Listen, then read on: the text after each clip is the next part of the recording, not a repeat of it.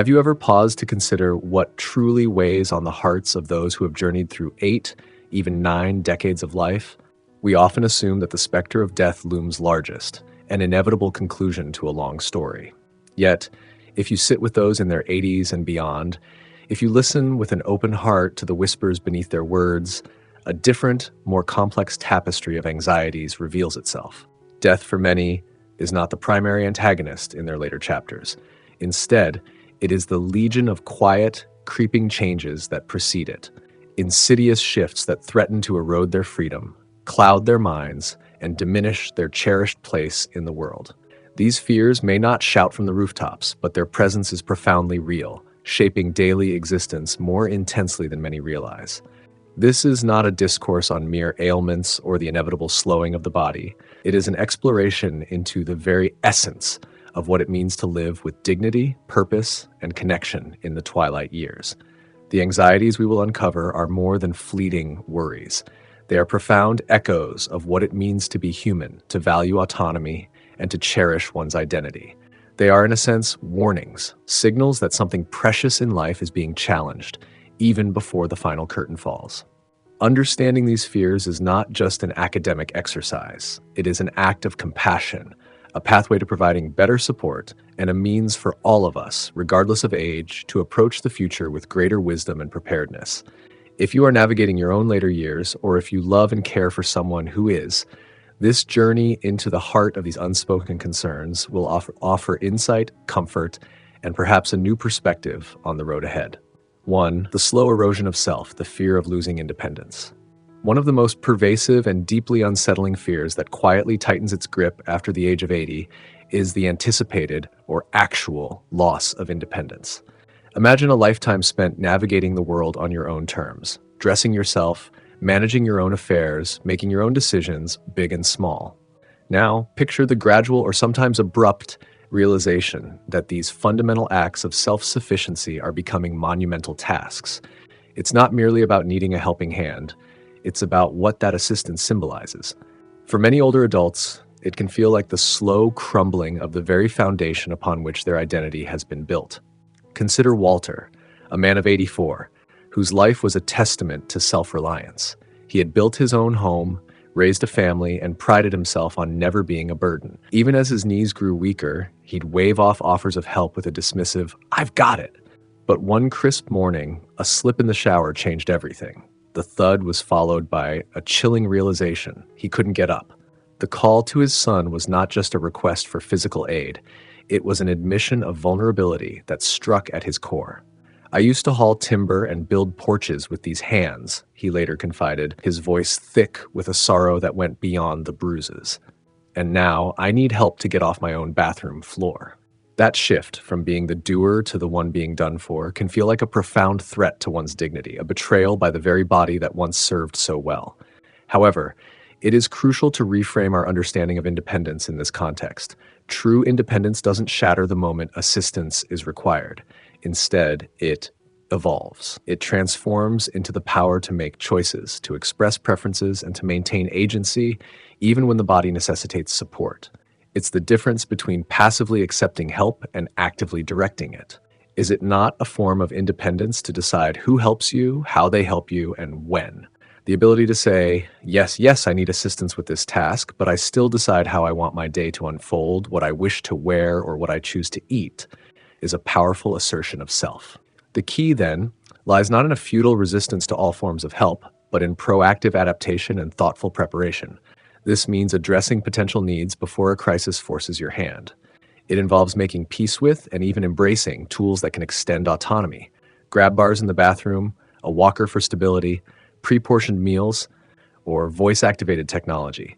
These are not symbols of weakness, but rather bridges that keep individuals connected to their lives, enabling them to participate and engage on their own terms. Every adjustment thoughtfully made is a declaration. I am still in control of my life. I am still living meaningfully. Losing certain physical capabilities does not equate to losing oneself. By redefining independence not as an absolute state of solitary capability, but as the enduring freedom to shape one's life, a significant measure of peace and control can be reclaimed, diminishing the fear that so often accompanies physical change. This journey of redefining independence is deeply personal. If you've witnessed a loved one navigate this, or if you're contemplating these changes yourself, what does independence truly mean to you in this evolving context? Share your thoughts by commenting with the keyword independence reframed below. Your perspective adds valuable depth to this conversation. And if these insights are resonating with you, please consider liking this article and subscribing to our channel. Don't forget to hit the notification bell so you won't miss our future discussions on living well at every age. To the fading light within, the dread of cognitive decline, there's a particular chill that accompanies the moment you reach for a familiar name and find only a frustrating void, or when you walk into a room, purpose clear a second ago now utterly vanished. For those over 80, these instances can morph from occasional, almost humorous, blips into something far more menacing, the fear of cognitive decline. This isn't just about forgetfulness. It's the dread of losing the very architecture of one's mind, memories, language, reasoning, and the ability to connect coherently with the world and with loved ones. It's the fear of becoming a stranger to oneself. For many, the thought of mental deterioration is even more terrifying than physical illness. A fractured hip can mend. A heart condition might be managed with medication and lifestyle changes, but the prospect of one's mind unraveling feels like an erasure of the self. It's the fear of losing the narrative thread of one's own life story. Carol, an articulate and vibrant 82-year-old, had always prided herself on her sharp wit and love for literature. When she began to notice small but persistent slips, forgetting appointments, repeating questions, misplacing cherished books, a profound anxiety took root. Her deepest fear, she confessed, wasn't the social embarrassment. "I don't want to be physically present, but mentally absent," she said, her voice barely a whisper. "I don't want my children to look into my eyes and see a vacancy, to feel like the mother they knew is no longer home." This fear is profoundly human, because our memories are not just passive recordings of events. They are the building blocks of our identity, the constellation of experiences that tell us who we are. When this constellation begins to dim, it can feel as though life itself is losing its substance. The fear is often compounded by the perceived inevitability and the stigma that can, unfortunately, still surround conditions like dementia or Alzheimer's disease. However, it is vital to understand that significant cognitive decline is not an inescapable destiny for everyone. The brain possesses remarkable plasticity, the ability to adapt, forge new neural pathways, and learn throughout life. Engaging in activities that challenge the mind, maintaining strong social connections, ensuring regular physical activity, prioritizing quality sleep, staying hydrated, and pursuing new learning experiences can all contribute significantly to cognitive resilience. These are not just preventative measures. They are acts of nurturing the mind, much like one would nurture a garden to keep it flourishing. Beyond these proactive steps, there's a deeper truth that offers solace. An individual's inherent worth and dignity do not diminish with their cognitive sharpness. Even if memories fade or words become elusive, the essence of the person, their spirit, their capacity for emotion, their history, remains. The love and connections forged over a lifetime do not simply evaporate because of cognitive changes. Loved ones learn to connect in new ways through touch, through familiar music, through the enduring warmth of presence. The smile, the recognition in the eyes, however fleeting, still speaks volumes. If this fear has cast a shadow over your thoughts, acknowledge it, but refuse to let it dictate the quality of your days. Focus on what you can do to support your brain health. Stay curious and engaged with life, and remember, with unwavering certainty, that you are, and always will be, so much more than your memory. The preservation of our cognitive faculties is a concern that touches many. If you have found this exploration of cognitive well-being helpful, or if it has sparked further questions, please let us know by commenting with the number 2 below. Your engagement helps us understand what topics matter most to you. 3. The dwindling cushion, the fear of outliving one's financial resources. Even for individuals who have diligently worked, saved prudently, and meticulously planned for their retirement, a persistent, gnawing fear can surface and grow more pronounced after the age of 80. The fear of outliving their money.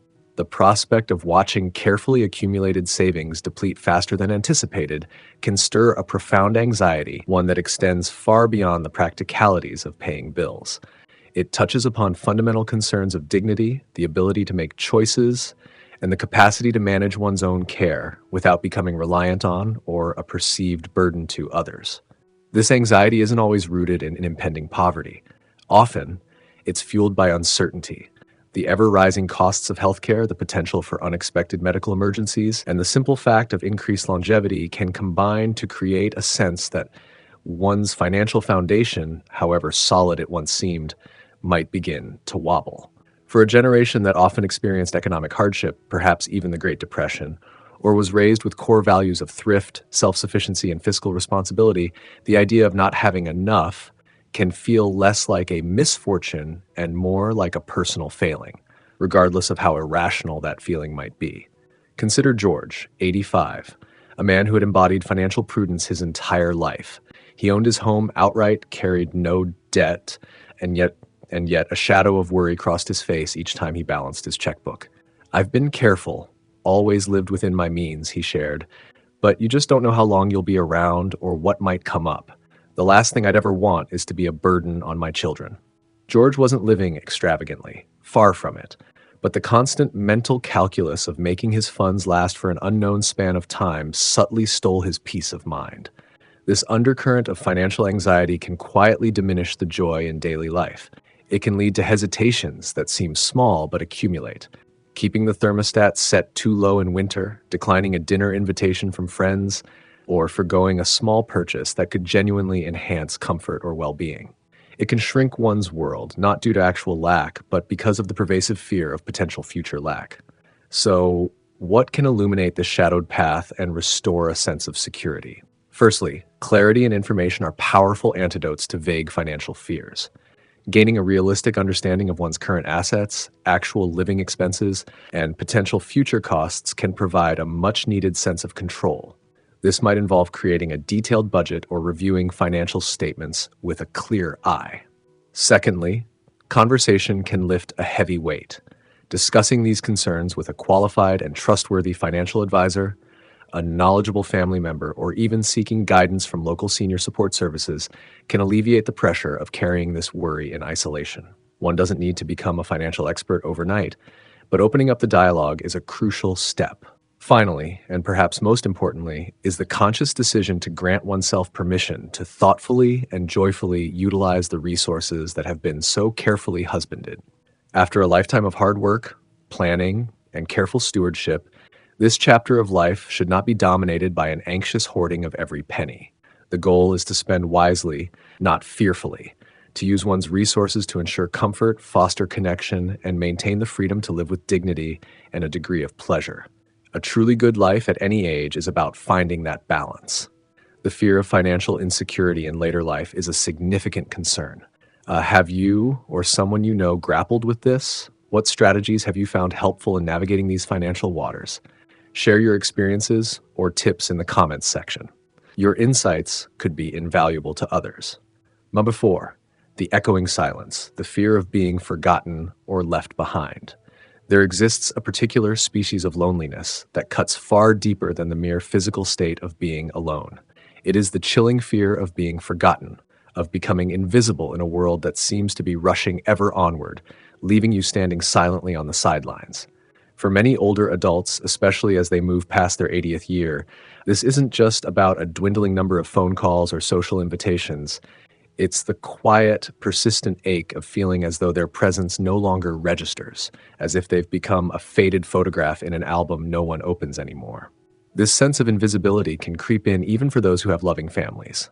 Children, with their own careers and families, naturally become engrossed in the demands of their lives. Grandchildren grow up, their worlds expanding beyond regular visits to grandparents. Cherished friends may pass away, relocate, or move into care facilities, causing the intricate social web that once vibrantly held a life together to fray and thin. The silence that follows these gradual detachments can resonate more loudly and painfully than any bustling crowd. Di, an 86-year-old woman with a gentle smile and keen eyes, once shared a sentiment that captured this fear with poignant accuracy. "It's not the being alone that I mind so much," she explained, her voice soft. "I've always enjoyed my own company. What I mind, what truly frightens me, is the feeling that if I simply disappeared one day, no one would really notice for a while. Or worse, that it wouldn't significantly alter the course of anyone's day. She wasn't being overly dramatic. She had a family who cared. Yet, she articulated the subtle shift from being a central figure, a hub of activity and advice, to feeling like someone on the periphery of the main picture. The hardest part of aging, she confessed, wasn't her arthritic knees or her thinning hair. It was the encroaching sense that her opinions were no longer sought, her help no longer needed, her stories perhaps unheard. This fear is exceptionally potent because it strikes at a fundamental human need: the need for purpose, for significance, for mattering. We all want to feel that our existence has an impact, however small, on the lives of others. When this feeling begins to wane, it can pave the way for sadness, a withdrawal from social engagement, and even depression, not primarily due to ill health, but due to a perceived loss of meaning and relevance. But here lies a crucial truth. You are not invisible, and your capacity to connect and contribute does not have an expiration date. The path to alleviating this fear often begins with small, proactive steps. Reach out to someone, a friend, a family member, a former colleague, with a simple note, a shared memory, or a genuine compliment. Offer a listening ear. In a world that talks so much, a patient listener is a rare gift. Tell your stories, for there is undoubtedly someone who needs to hear your wisdom, your experiences, even if they haven't yet realized it themselves. Presence begets presence. The more you actively show up, emotionally, socially, even spiritually, in ways that are meaningful to you, the more others will begin to truly see you and engage with you again. And if your existing circles seem to have contracted, consider making new spaces for connection. Could you join a local book club, a gardening group, a senior center program, or even strike up a conversation with a neighbor you haven't spoken to much before? You are never too old to matter. In fact, the accumulated wisdom and unique perspective of a long life are arguably needed now more than ever. The world doesn't intentionally forget, it just moves at a dizzying pace. Sometimes it simply needs a gentle, persistent tap on the shoulder, a reminder of the valuable presence it might be overlooking. This fear of being forgotten is a poignant one. If this discussion has touched you, or if you found these insights valuable, please comment with the number 4 below to let us know you're engaged with this important topic. And if you haven't already, we warmly invite you to subscribe to our channel and activate the notification bell. Your support is what enables us to continue creating content designed to inform, inspire, and foster understanding. 5. The unbearable absence, the fear of losing a spouse or cherished companion. As individuals journey beyond their 80th year, a profound fear often takes center stage, one that, for many, eclipses even the thought of their own mortality. It is the deep-seated dread of losing the one person who has been an unwavering presence through the tapestry of their life, a spouse, a life partner, or an inseparable best friend. This fear transcends the anticipated pain of grief. It encompasses the terrifying prospect of losing the very rhythm and cadence of a life shared for decades. It's about the sudden silence in familiar routines, the absence of quiet conversations over morning coffee, the irreplaceable loss of shared memories that no one else on earth understands with the same intimate nuance. When such a profound loss occurs, it's not merely the physical absence of the person that is felt so acutely. It's the seismic shift in one's own identity. One transitions from being part of a we to a solitary me. Our home becomes my place. The simple act of making 2 cups of coffee, a habit ingrained over years, becomes a stark reminder of the void, as one realizes only 1 cup is needed. This metamorphosis can be deeply disorienting and profoundly painful, even if the loss was anticipated due to illness or advanced age. For many, the fear of that day arriving, the day the house falls utterly silent and the calendar ahead seems vast and empty, is a heavy unspoken burden they carry. Bill, a devoted husband of 87, had shared over 60 years of his life with his beloved wife.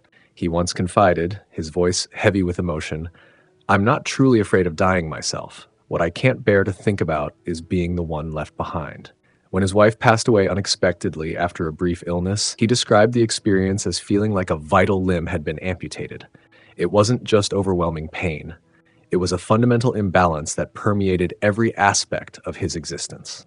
He struggled with simple tasks like cooking meals they used to prepare together, found sleep elusive in a bed that now felt too large, and often found himself starting to speak, only to realize her voice wouldn't be there to respond. "She was my memory," he said. a tear tracing a path down his weathered cheek. She knew things about our life, about me, that I don't even remember anymore. This kind of loss is not something one simply gets over. It is integrated, carried, and it reshapes the landscape of one's life. The fear of facing such a loss can cast a long, pervasive shadow over everyday life, subtly diminishing the joy in present moments. But what matters is how we approach this possibility, not with paralyzing dread, but with an intensified appreciation for the present. It means cherishing the time still available, engaging in honest and open conversations about wishes and fears, and proactively sharing practical information, passwords, recipes, important documents, as well as precious memories and stories, while both individuals are still able to do so. For those who have already navigated this heart-wrenching passage, the fear often transforms into a profound longing, accompanied by the daunting question, how do I possibly keep going alone? The answer is never simple, and the path forward is unique to each individual. However, it often begins with fostering new forms of connection, finding new ways to express and receive love, identifying new purposes or re-engaging with old ones, and courageously continuing one's own story with grace and resilience.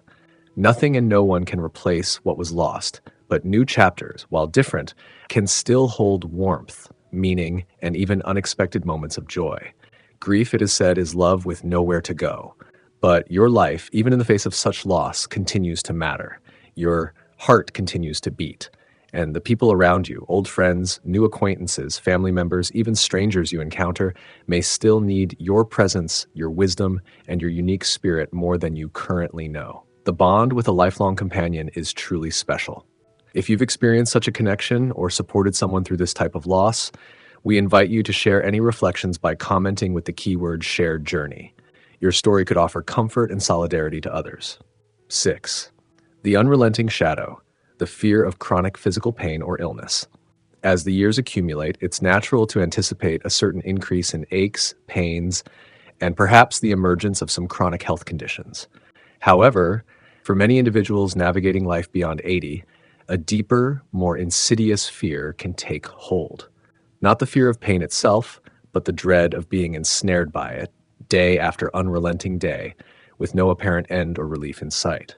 The thought of living out one's final years in a state of constant, debilitating discomfort can, for some, be more frightening than the prospect of death, precisely because it signifies suffering without the release of escape, a life diminished not by its end, but by its quality. It's often not the sharp, acute pains, the kind that signal a specific injury and then recede with healing, that instill the most profound fear. Rather, it's the dull, persistent, dragging aches and ailments that become unwelcome daily companions, following individuals everywhere, coloring every experience. Chronic pain and the illnesses that often cause it have a pervasive way of wearing people down, not just physically, but emotionally and mentally as well. It can insidiously affect sleep patterns, diminish appetite, and sap precious energy reserves. Over time, this relentless siege can darken one's mood, shorten patience, and gradually erode the desire to connect with others or engage in previously enjoyed activities. Perhaps one of the most challenging aspects of chronic pain and illness is its potential invisibility. An individual may appear outwardly fine, able to put on a brave face, while internally carrying an almost unbearable weight of discomfort. This hidden struggle can lead to feelings of isolation and being misunderstood. Harriet, an 84-year-old woman who lived with the constant throb of degenerative disc disease in her back, articulated this with a quiet resignation. "It's not just the pain itself that gets to me," she explained. "It's waking up every single morning knowing it's still there, like an unwanted guest who has overstayed their welcome indefinitely and refuses to leave. Some days, it just overshadows everything." She wasn't seeking pity, but simply yearned for relief, for even a temporary break, for something that would make her days feel a little lighter, a little more her own. What amplifies this fear is the common misconception that such chronic conditions are simply an inevitable and untreatable part of getting old, leading to a sense that one must simply endure the suffering in silence. But this narrative does not have to be the reality. The field of pain management, along with approaches to chronic illness care, has evolved significantly. There are numerous options available, ranging from physical therapy and gentle adapted movement exercises to mindfulness meditation, dietary adjustments, and, when appropriate, new generations of medications, and innovative non-drug treatments that can effectively ease the burden of chronic conditions.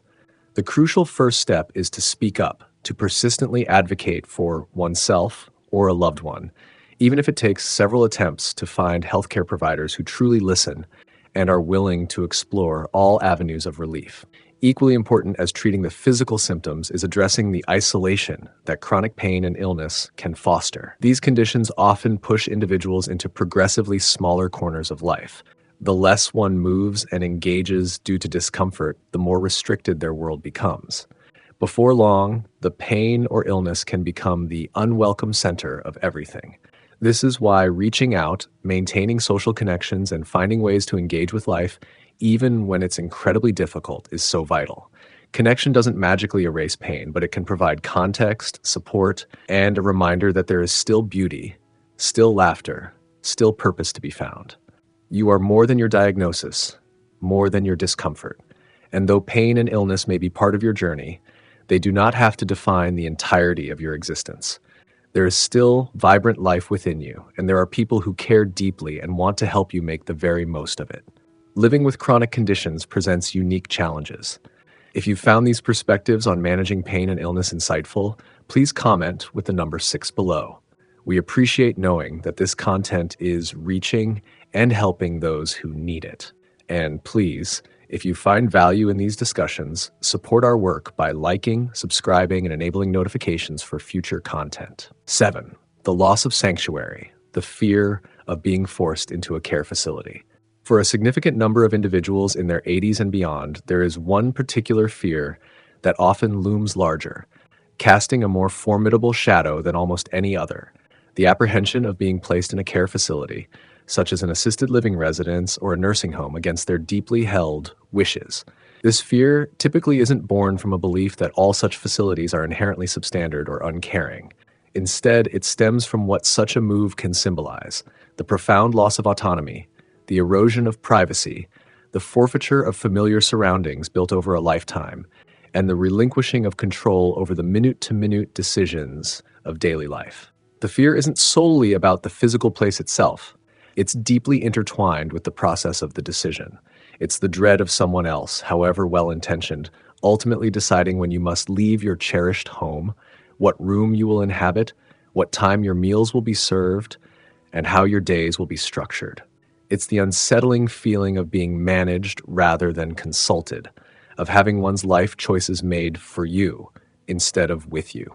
For individuals who have spent their entire adult lives making their own decisions, navigating their own paths, and curating their own environments, this perceived loss of agency can feel akin to a kind of living bereavement, a surrender of the self before life itself has ended. Harold, a fiercely independent 86-year-old widower, once expressed this sentiment with stark clarity. "I'm not afraid of dying in my own house. I've lived a good, long life here. What terrifies me is being told I can't live in it anymore." He wasn't being merely stubborn or resistant to change for its own sake. He understood, with every fiber of his being, what that modest, familiar space represented. It was more than bricks and mortar. It was a repository of his most precious memories, the echoes of his late wife's laughter, the crayon marks on the wall where his grandchildren measured their height, the comforting aroma from the old coffee pot that still brewed his morning cup just the way he liked it. The thought of leaving all that behind, not by his own volition, but due to the judgment or decision of others, was a source of constant, quiet anxiety that frequently kept him awake at night. This profound fear often originates from a simple yet fundamental question that echoes in the minds of many older adults. When the time comes, will anyone truly listen to what I want?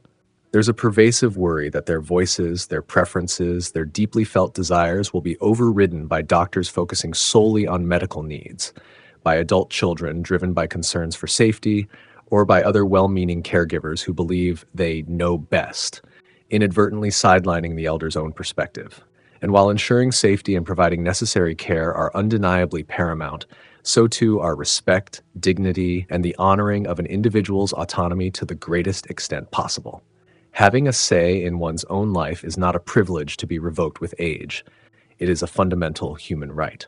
This is precisely why early, open, and honest conversations about future preferences are so critically important. ideally undertaken long before a crisis situation arises. Putting these wishes in writing through advanced care directives, living wills, or even detailed personal letters to family can provide invaluable guidance. Sharing these preferences explicitly with family members and designated healthcare proxies, explaining not just what you want, but why it matters so deeply to you, can make an immense difference. If remaining at home with appropriate support is your most cherished wish, articulate that clearly. If you are open to considering certain types of alternative living arrangements, but want to be intimately involved in the timing, selection, and transition process, make that known as well. And for families and caregivers, the imperative is to listen, truly, deeply, and empathetically listen. The ultimate goal should never be to control a loved one's life, but rather to support it in a way that honors both their safety needs and their profound desire for dignity and self-determination. This often requires creativity, flexibility, and a willingness to explore a range of options. Perhaps it's arranging for part-time or full-time in-home care. Maybe it involves modifications to the existing home to enhance safety and accessibility. It could mean exploring options like downsizing to a more manageable living space within the same familiar neighborhood, or simply increasing the frequency of check-ins and support to delay or avert the need for a more significant transition. At the very heart of this potent fear lies something universal: the intrinsic human desire to live life on one's own terms, to maintain a sense of control over one's own destiny, right through to the very end. The more we, as individuals and as a society, strive to honor that desire, the more peace, respect, and dignity we can bring to the lives of the older adults we love, and ultimately to ourselves as we journey along the same path. The desire to choose where and how one lives in later life is a powerful one. What are your thoughts on navigating these sensitive decisions? Please share your perspective by commenting with the keyword home and heart below. A concluding reflection: embracing the journey with courage and connection. As we draw this exploration to a close, let us take a moment to sit with these 7 profound fears, not as shameful admissions of weakness or as insurmountable problems, but as fundamental human truths that so many individuals carry, often quietly and courageously day after day in their later years. These anxieties rarely arrive announced in a dramatic flourish. Instead, they tend to creep in subtly, incrementally. A forgotten name here, a moment of unsteadiness there, a growing silence from a world that seems to be moving too fast. And before one fully realizes it, a subtle shift can occur, leading to a life lived more cautiously, more hesitantly, not necessarily because of inherent fragility, but because of the encroaching fear of what might come next. Yet, herein lies a powerful insight. Naming a fear, bringing it out from the shadows of unspoken dread and into the light of conscious awareness, is the crucial first step in diminishing its power. When you acknowledge these concerns openly, whether to yourself, to a trusted confidant, or within the family circle, you begin to reclaim a sense of agency. You start to make decisions rooted in clarity and proactive planning, rather than reacting from a place of anxiety.